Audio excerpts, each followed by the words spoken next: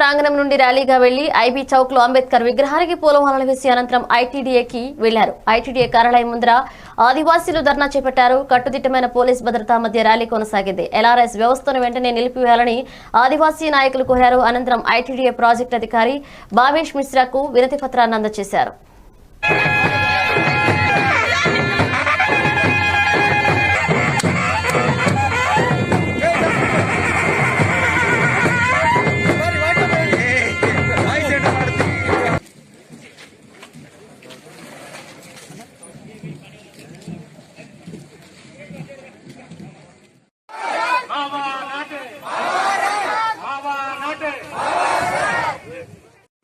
గ్రామాలుగా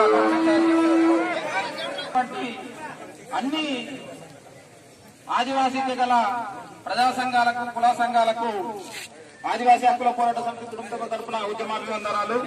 అదేవిధంగా కార్మిక సంఘం, మహిళా సంఘం, రైతు సంఘాలు, ఆదివాసీ సేన ఆదివాసీ తెగలను అంతేయడానికే ఇవాళ తెలంగాణ రాష్ట్ర ప్రభుత్వము పూనుకుంది.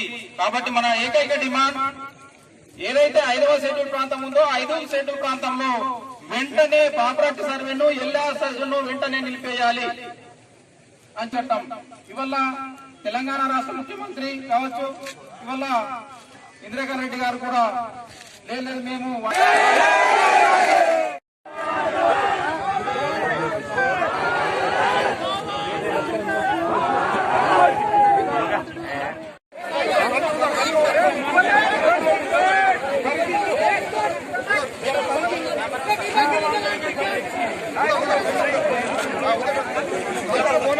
పెద్ద మనిషి